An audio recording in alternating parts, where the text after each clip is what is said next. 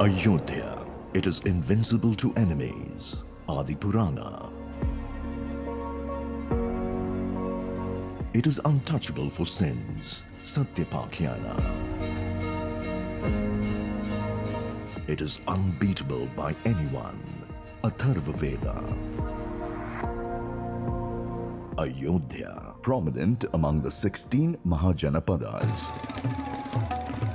The extraordinary land where reality blends into imagination. The soil where gods and goddesses blend with ordinary folk as if in an extended family. Even the god here is a citizen endowed with legal rights.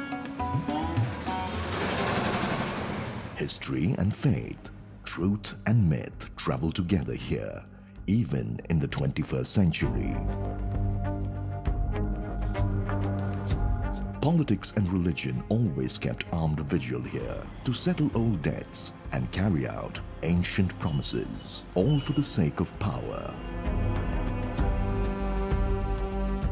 Ayodhya goes on through revenge and retribution, war and wealth, lust and love, eroticism and asceticism.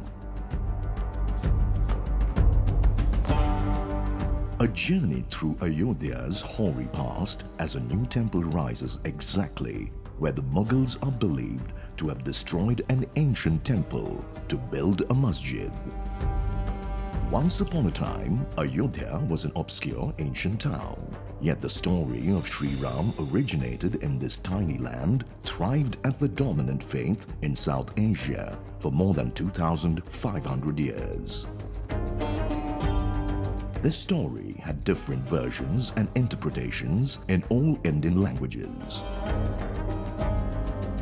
It has traveled across Asia with popular versions appearing in a host of countries, ranging from Japan, China and Indonesia to Thailand, Cambodia, Laos and Nepal. There is not one but more than 300 Ramayanas. Buddhists of Cambodia, Muslims of Indonesia, Shintoists of Japan, Dai people of China, and even the Mappilas of Malabar have Ramayanas of their own. अब मुझे लगता है कि अयोध्या का जो सांस्कृतिक और जो उसका आध्यात्मिक महत्व है, जो उसका मैथोलॉजिकल और स्पिरिचुअल एस्पेक्ट है, वो हमेशा से मौजूद रहा है। 1573 में ऐसा मान्यता है कि गोस्वामी तुलसीदास ने बालकांड यहाँ लिखा, रामचरितमानस का, और बालकांड लिख करके फिर वो काशी गए और उन्होंने रामचरितमानस पूरी की। लेकिन फिर हमें ये देखना चाहिए कि जिस ग्रंथ को, जिस एपिक को वो लिख रहे थे जनमानस के लिए, वो बाद में धर्म ग्रंथ बना और एक पूरी संस्कृति भारत की चली जो रामायण बेस है। जो जो जो Rama. Ayodhya of the epics, one of the 7 most sacred cities to the Hindus, one among the Mokshadeni Saptapuras.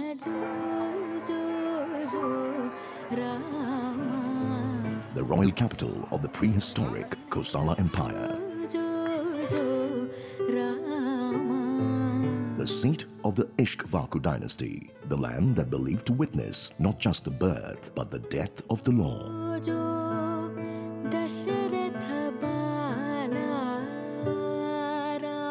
Ayodhya, it was Saket, the prominent Buddha Jain center until the 6th century BCE.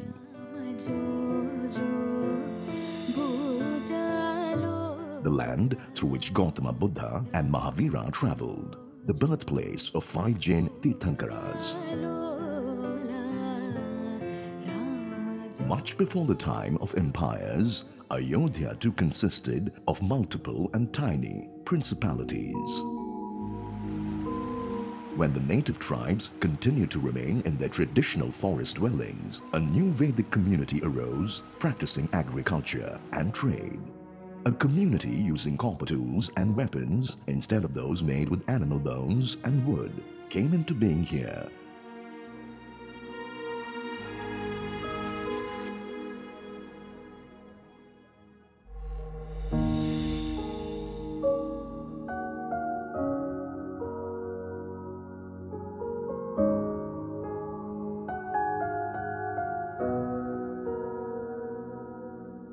അയോധ്യയുടെ 2 തരത്തിലുള്ള ചരിത്രമുണ്ട്. ഒന്ന് നാം മനസ്സിലാക്കുന്ന രൂപത്തിലുള്ള ചരിത്രം, രണ്ട് archaeological ചരിത്രം. അപ്പോൾ ആർക്കിയോളജിയാണ് ഇപ്പോൾ ഇന്ന് എല്ലാ ആൾക്കാരും കൂടുതൽ മനസ്സിലാക്കുന്നതും അതാണ് കൂടുതൽ ഉൾക്കൊള്ളുന്നതും. അപ്പോൾ അതിൻ്റെ അടിസ്ഥാനത്തിൽ ആർക്കിയോളജിക്കലി ഞങ്ങൾക്കിപ്പോൾ 1200 BC വരെ പോകുന്ന ഒരു ചരിത്രം ഈ ഉത്ഖനനം ചെയ്ത സ്ഥലത്തുണ്ട്. പക്ഷേ ഈ സ്ഥലത്തു നിന്ന് മറ്റ് സ്ഥലത്തേക്ക് പോവുകയാണെങ്കിൽ ചിലപ്പോൾ അതിനേക്കാൾ പഴയ സ്ഥലത്തുള്ള ചരിത്രവും കിട്ടാൻ സാധ്യതയുണ്ട്. Agriculture used to thrive in the region since prehistoric days. The village formed the core of habitation. Small trade centers named Nigam was common. Minor ports attached to the rivers. These habitations grew into towns and larger towns as civilization advanced. Yet, no archaeological evidence substantiates the existence of the mega-city of Ayodhya as described in Ramayana. Lord Ram's Ayodhya should be another place drowned in Saryu, said Govinda Acharya, the RSS ideologue, some time ago to a journalist. രാമായണത്തിൽ പറയുന്ന പല തരത്തിലുള്ള നഗരവീഥികളെക്കുറിച്ച് പറയുന്നുണ്ട്. അങ്ങനെയുള്ള നഗരവീഥികളൊന്നും ഇതേവരെ archaeological എക്സ്കവേഷനിൽ കിട്ടിയിട്ടില്ല. അതിന് മറ്റ് സ്ഥലങ്ങൾ എക്സ്കവേറ്റ് ചെയ്യേണ്ടി വരും. ആ എക്സ്കവേറ്റ് ചെയ്തതിന് ശേഷം മാത്രമേ ഒരു പൂർണ്ണ രൂപം നമ്മുടെ മുമ്പിൽ മനസ്സിലാവുകയുള്ളൂ. അപ്പോൾ ഞങ്ങൾ ഈ സ്ഥലം മാത്രമേ ഇപ്പോൾ എക്സ്കവേറ്റ് ചെയ്തിട്ടുള്ളൂ.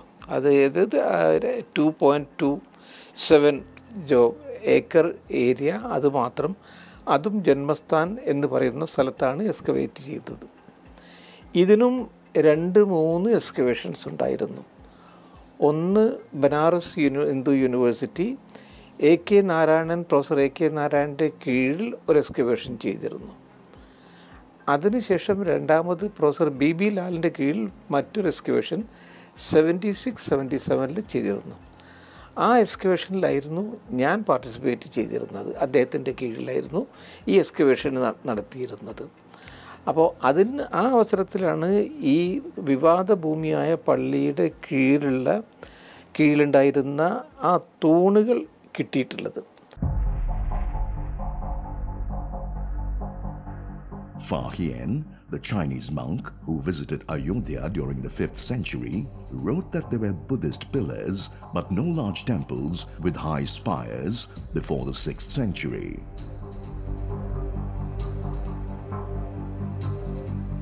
Huinsang, who came 2 centuries later, saw scores of monasteries with hundreds of Mahayana and Hinayana Buddhists and nearly 10 Hindu temples.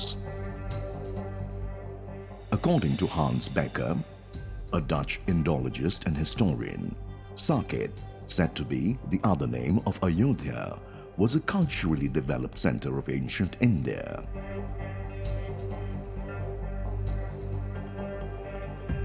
As per the archaeological studies held in 2000, Ayodhya had passed 4 or more stages of history during the period between the 7th century BCE and 7th century CE.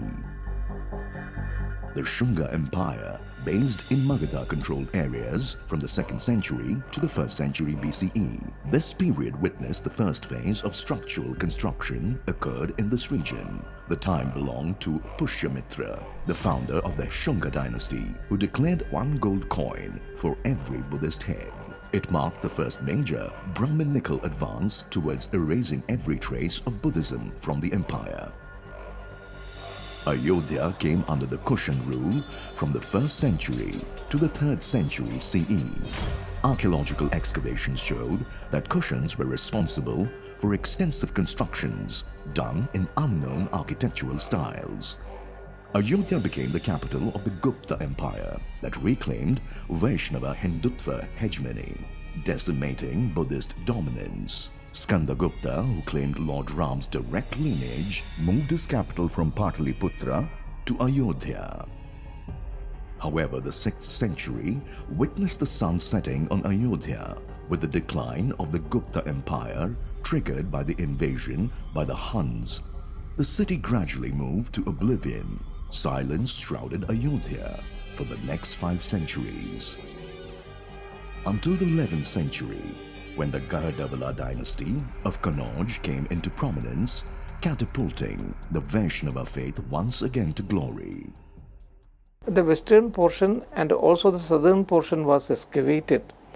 There we could get the pillar bases, the brick bases on which this pillar stood. So there were many pillar bases like that one. And some of the sculptures mean that terracotta sculptures made out of mud was also located there. So if it was a Islamic structure or and especially a Muslim structure, you are not supposed to get all this kind of terracotta sculptures because that is haram. It is prohibited in an Islamic area. So it was on the basis of this Professor Bibilal had said, no, below the mosque that there was a temple.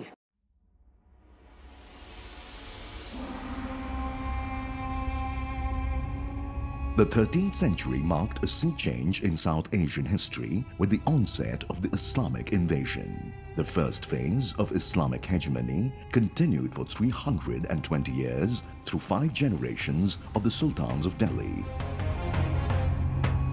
Awadh, which included Ayodhya, created new political and cultural marks on the Mughal British history.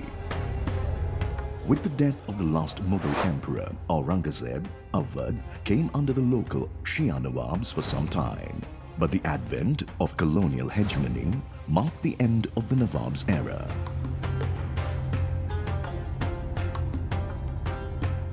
Ayodhya emerged as a major center of the nationalist movement. The second excavation was carried out in the year 2003 under the directorship of Dr. B.R. Mani. So earlier we had got only 12 temple pillars, but this time the Archaeological Survey of India got the pillar bases of more than 50 temples. More than 50 pillar bases were excavated from there.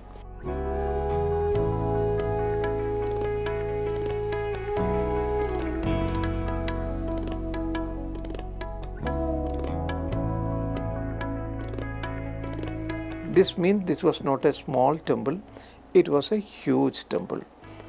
And then the pranala was excavated from there. What is a pranala? Pranala, because every day you had to do a ceremonial bathing for the pratishtha. And then that water goes through, this Abhisheka Jala goes through the pranala.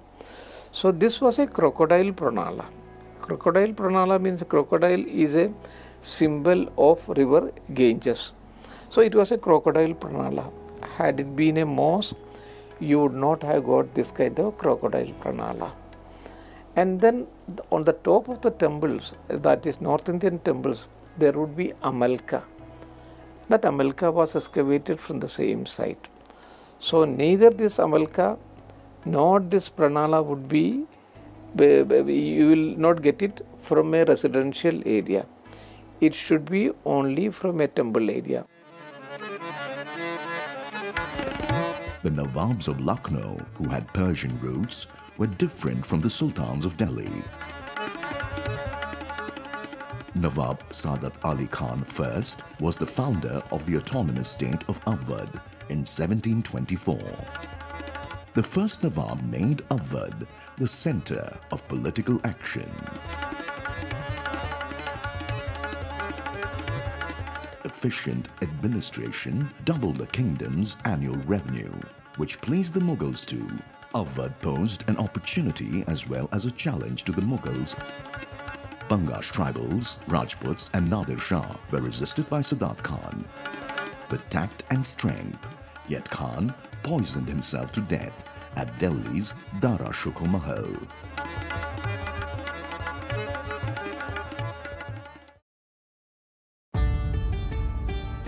Sadat Khan's nephew, Mirza Muhammad Mukim Ali Khan, Safdar Jung, became the next Nawab who named its capital Faizabad.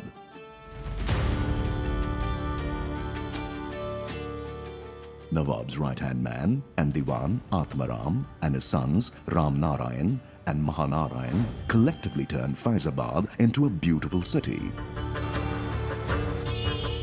the 20,000 strong forces of Awadh were expanded. By the time Ahmed Shah Abdalis invaded Delhi, Safdarjung gave able support to the Mughal throne. This endeared the Nawab more to the Mughals and was made its Grand Vizier.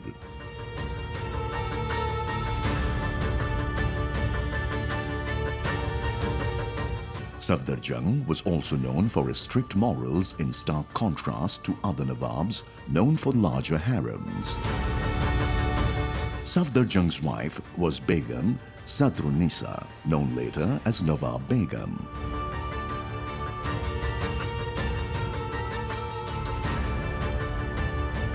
Awadh was known for its great women Begums like Nawab Begum and her daughter-in-law Ummat-ul-Zura, the Bahu Begum.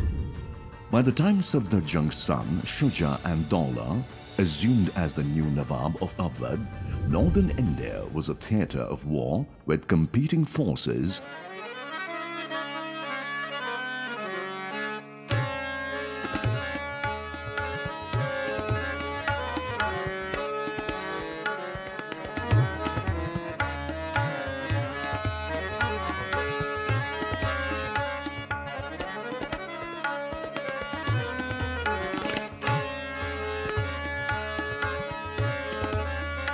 It was a wonderful experience for all of us that we could discover, we could go dive down into the historical antiquity, into the historical past, and could be part and parcel of that kind of excavation.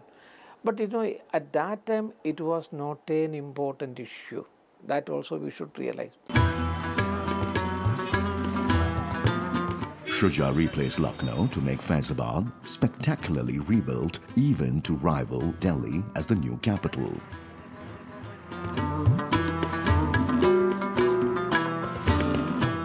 Poets wrote about Faizabad as a city of music, dance and festivals.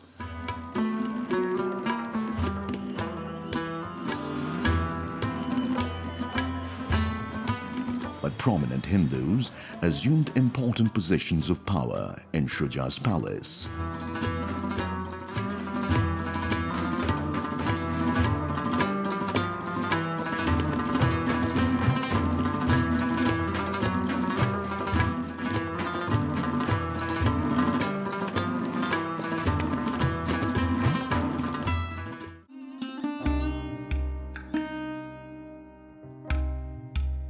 Shuja's demise marked the end of the last golden age of Ayodhya as a center of political power. Lucknow emerged as the new center of Awadh. Ayodhya and Faizabad joined nationalist politics. Shuja built a fort in 1764 in the northwest of the city, which was named for Calcutta or Chota Calcutta. The rebuilt Faizabad architecture has the signature of many foreigners. The half-moon-shaped public market, gardens like Anguri Bagh, Lal Bagh and Moti Bagh. Safdarjung had begun the building of Gulab Bari, the Garden of Roses, built on the eastern side of the old market. Meena Bazaar, which was completed by Shuja.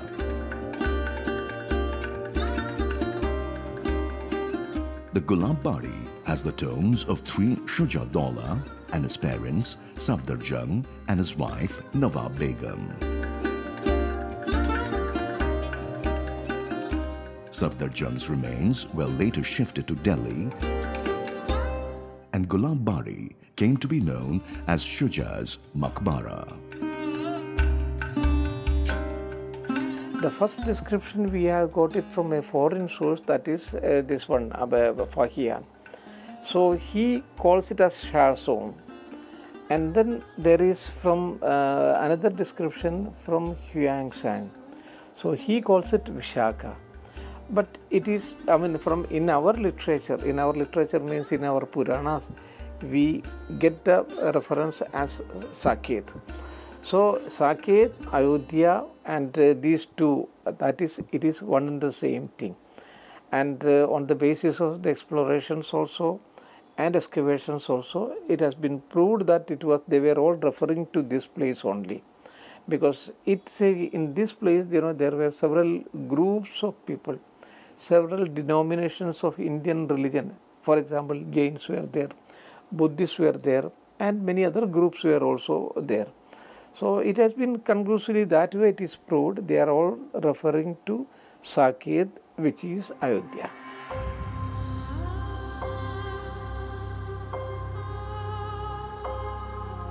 Even as history was taking Ayodhya by storm, the Nawab Begum and Bahu Begum demonstrated their incredible willpower and fortitude. They resisted the British who came to loot. The great Begums partitioned their wealth into 3 parts even as the British were approaching. One part was kept for the maintenance of the royal tombs, the second for on charity on the holy days, and the last for thousands of their servants to take care of the rest of their lives. Moti Mahal, the residence of Bahu Begum, is today battling with time to delay the inevitable. The Begum had entrusted 1 lakh rupees with the Wazir Darb Ali to build her own tomb after her death. That is the Bahu Begum Maqbara, now seen at Faizabad in a state of dilapidation.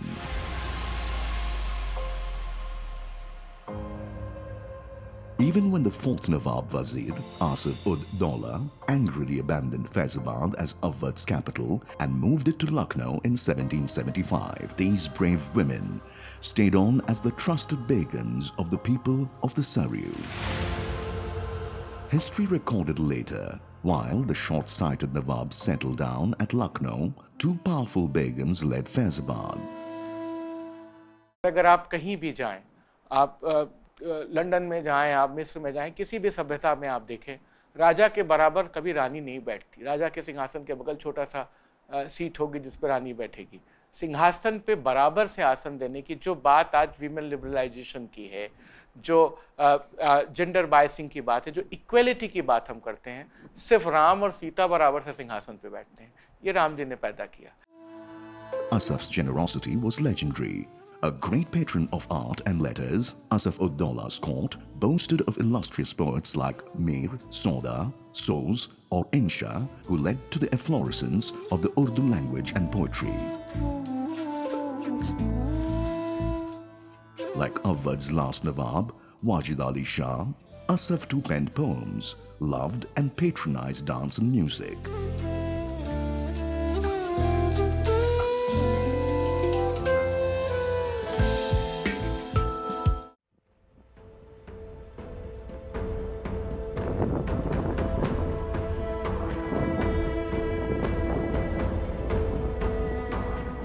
He also created thousands of jobs by ordering the construction of the famed Asaf's Imambara to help his subjects survive the Great Drought of 1784.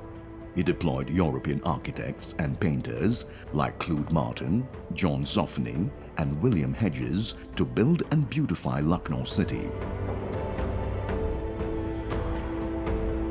He also was the flag bearer of the Hindu-Muslim hybrid culture, the famed Ganga Jumni Tehzeeb. The Awadhi Nawab celebrated the Hindu festival of Vasant Panchami at his own darbar.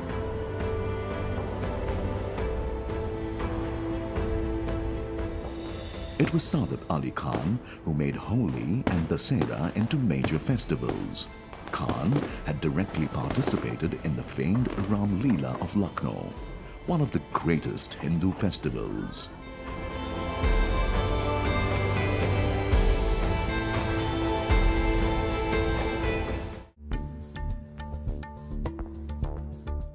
Ayodhya's eclipse as a political center began with the shifting of the capital from Faizabad.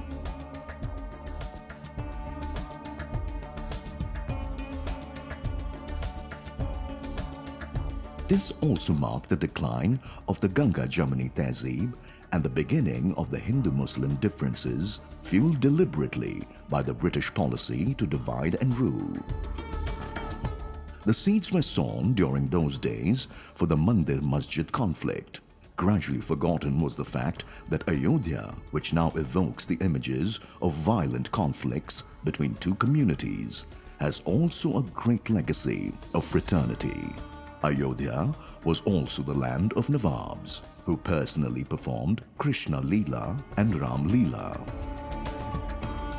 Nawabs of Awadh fought invaders with the able help of his valiant Hindu commanders. Wajid Ali not just provided land to build Ayodhya's legendary Hanuman Garhi temple, but also saved it from the invading Sunni fundamentalists. It was the British who exiled Wajid Ali to Kolkata and ended this great age of fraternity. Hindus and Muslims fought together against the British during the First Indian War of Independence under the legendary leadership of Wajid Ali's Begum, Hazrat Mahal.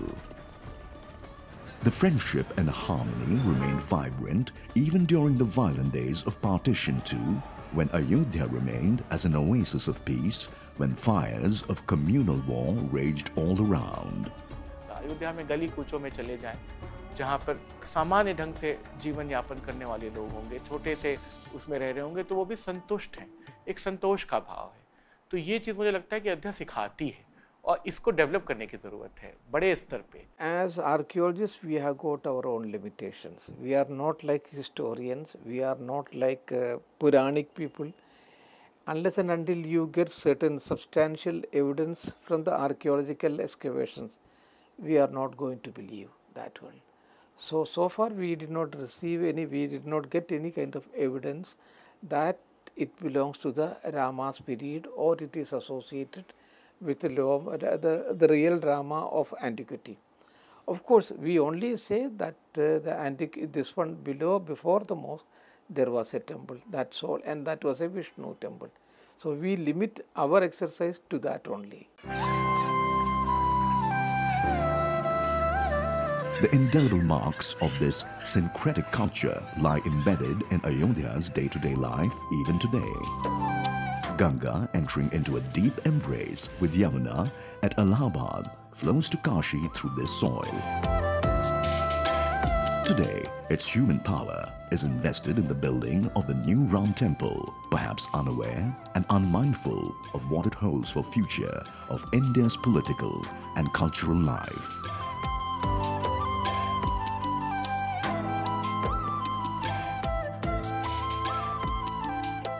But their dedication is unmistakable, almost as dedicated as the monkey army that built the Setu for Lord Ram to reach Lanka.